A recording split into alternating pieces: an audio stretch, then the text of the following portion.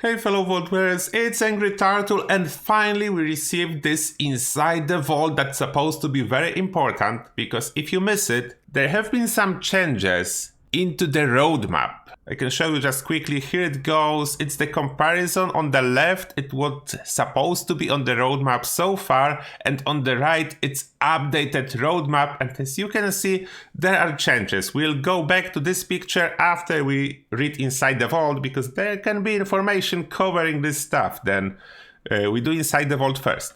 And here we go, Fallout 76 inside the vault. Dive into Night of the Math, PTS playtesting. In this week's edition of Inside the Vault, we are sharing a look at everything that's on the way to the public test server, shortcut PTS. When we reopen it to begin Night of the Moth update playtesting a little later today, it's today, we've also included a revised community calendar with updates to our schedule through the end of this year. Yeah, and that's the interesting part. What are exactly those updates? PTS returns for the Night of the Moth, and here we go. As mentioned above, we are planning to reopen the public test server today to begin playtesting for our Night of the Moth update.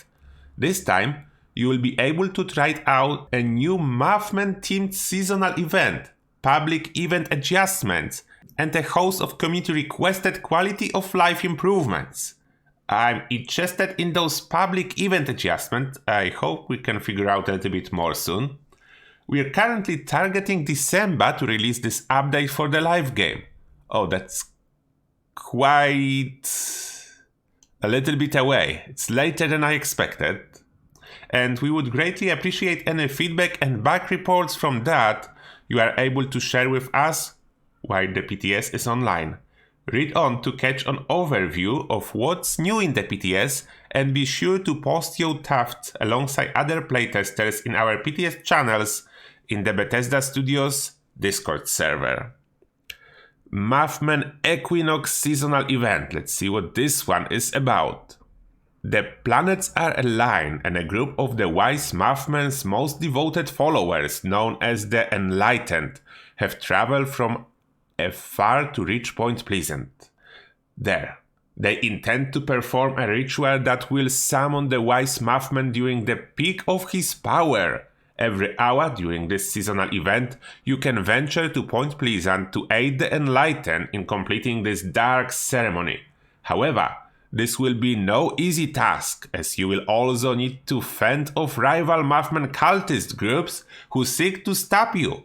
As well, if you are the curious type, you may find that poking around Point Pleasant during this seasonal event may enlighten you to the mysterious origins behind our newest Mathman fanatics.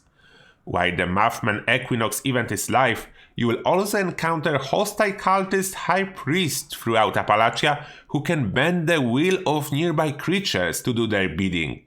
Stop the cult from spreading their influence by taking down any high priest you meet. When you do, you will be able to loot them for a chance to earn rare item plants. Okay, this event sounds actually really interesting. I like those ideas with high priests that you can get for plants, like basically pin them down for plants. And all this new stuff sounds interesting. I cannot wait for PTS. Now, okay, public event improvements, what is that? We are bringing a variety of improvements to public events with this update. First, we are streamlining the way that public events become available by making the cooldown times between events much more consistent, and preventing the same public event from appearing twice in a row in the same world.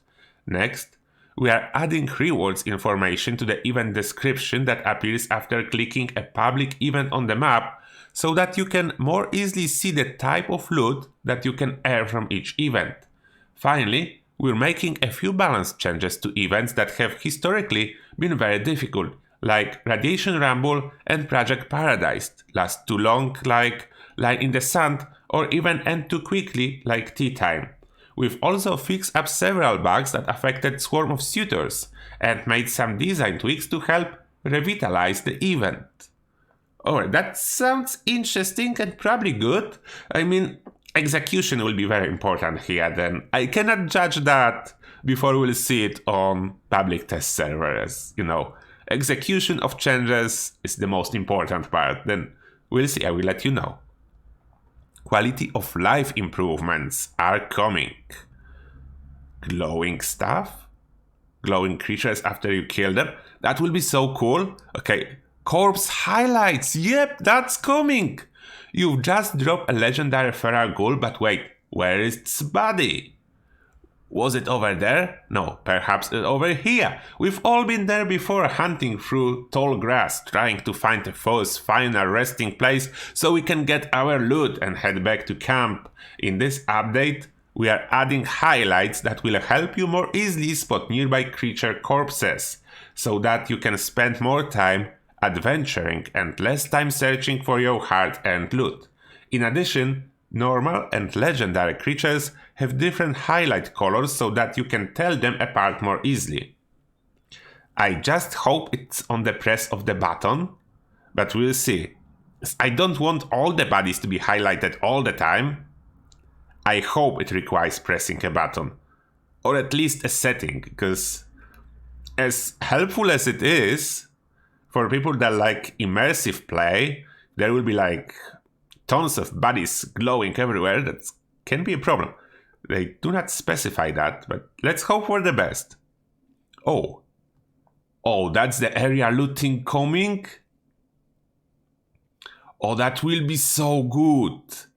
If it works like that. Okay, let's read through. Nearby corpse looting.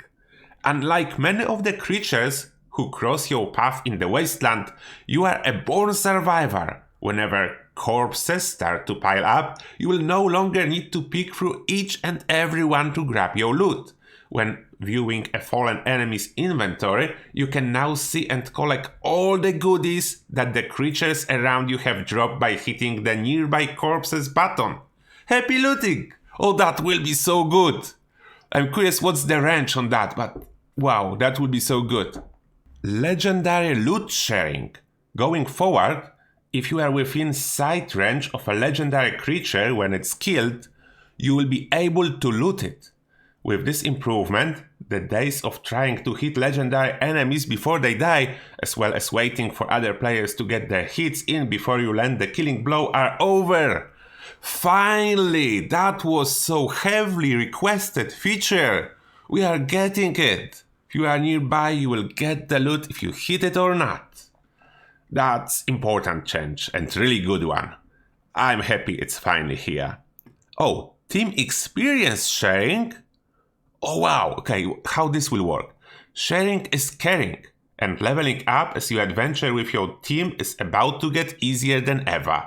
Every enemy that you or a teammate takes down will now grant experience to everyone on the team, so long as they are within sight range of the creature when it dies. Oh, it will be so easy to farm on the team? You get full experience just by following and anyone can... Oh, imagine how much faster it will be. You don't need to wait for everyone to tag enemies.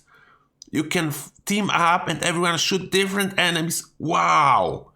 That will be so fast leveling on the team. As long as you stay together close. Oh, wow. I cannot wait to test this one. It seems so overpowered, but in the good way. I like it. What next? We have some camp, fashionable balloons on the picture. Build menu, new tab. We are adding a new tab to your camp build menu that will display any new camp item plans you've learned during your current play session, as well as new camp items you've unlocked in the Atomic shop. Oh, that's so handy. I always have problem to find them. Whenever I buy something, I spend like 5 minutes trying to figure out where it is.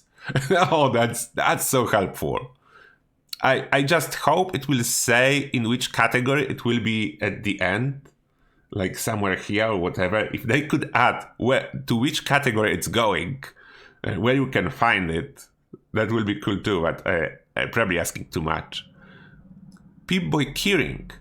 Tired of all those keys cluttering up your Pip-Boy? Get organized with the Keyring. which is a new item in your miscellaneous inventory tab that stores all of the keys you've collected from your adventures in the wasteland.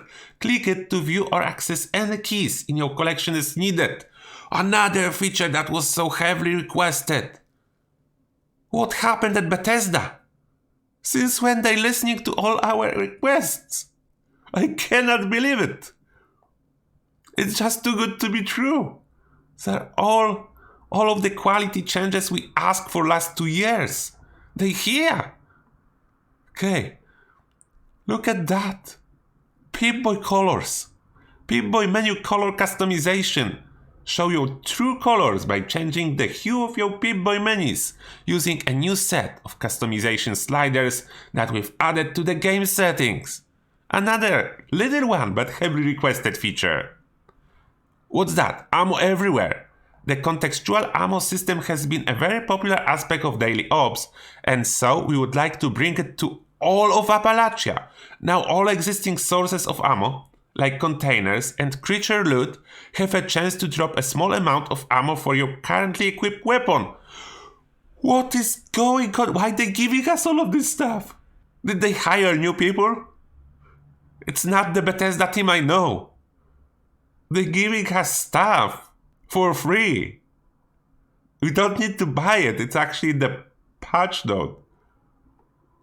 Okay, revised community calendar. Okay, let's keep going, but it's too good.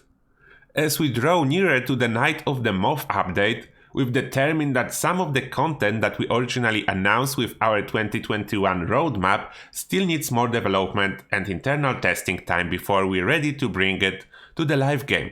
As a result, we are pushing Campets, the Invaders from Beyond event, and 4-star legendary items into 2022.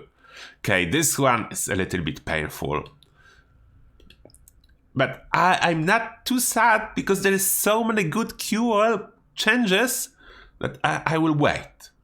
While we're sure this news will come as a disappointment to some of you, yeah, you guessed that. We appreciate your patience and believe this additional time will result in higher quality and more polished features. If it's true, then I will take it. I just hope it's true and it will result in higher quality. Despite this scheduling change, there is still plenty of excitement in store for Fallout 76 this year, including Bombs Drop Day festivities, Spooky and Holiday Scourge events, and of course, everything we detailed above for the PTS. Catch all of the need-to-know events and dates in our revised community calendar below. And that's the revised community calendar that's more detailed with all the bonus stuff that we are getting on weekends. And that's it. They're saying thanks, then let's open that. Where are we? Oh, it's October. Okay, then it's new. It's what's coming. Double Mutations, Gold Rush, Capsa Plenty Weekend, Minerva says Spooky Scourge Seasonal Event, and that's copy of Holiday Scourge, Surplus Script, Double Mutations, Purveyor Sale. I hope one day they would add the modules to that. It will make it actually useful. And Bombs Drop Day. I'm curious if it's just like last year, basically all the bonus and sales and stuff in simultaneously, but it's only one day. Then maybe there will be something new. We'll see soon. Then there is Double Score, Double XP, Double Mutations. Double XP, it's good if someone needed still. Gold Rush, Mystery Peak. Oh, there is something. Fallout 76 3-year anniversary. I hope there is kind of an event there. I hope something will happen and then not just marking the anniversary on the calendar. I do hope for that, but it can be the other way around and just mark the release day. Original 3 years ago. We'll see. And then Double Score and other stuff. Bonus Challenge, Script Surplus, Double Mutations. And there is update date already. And Season 7 will start. It's December 7 week. Update 32. Okay, that's the update with all of QoL. The delay is the worst part of it. The QoL list is amazing. The delay, it's the painful part because it's 2 months away. You have to wait 2 months, and it's supposed to be like now. It's supposed to be somewhere in October, and it's in December.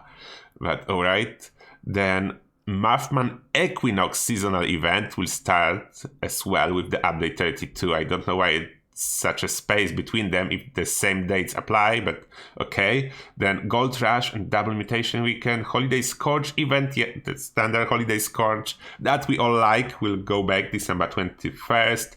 Double Score, Minerva Side, Double XP. Okay, then from the important thing, it's December. And we still have 3rd anniversary that we don't know much about, and we have Bombs Drop Day. Then, like, there are 3 points. October 23rd to remember about, November 14, and December 7. Then those are our dates. Let's see what will happen. It's promising. The delay is painful, but features that are promised are good. Here's again the comparison. We lost the camp pets. We lost seasonal event The Ritual, or at least it was renamed. I think it's probably the same, just different name. We lost 4-star legendaries, and we lost invaders from Beyond. But we are getting a really good QoL features. I don't know why Pip-Boy colors end up on the map. That's actually the small one. They added bigger ones that's not listed here. Although legendary loot sharing, now we know what it is. Local looting, those are huge and really good.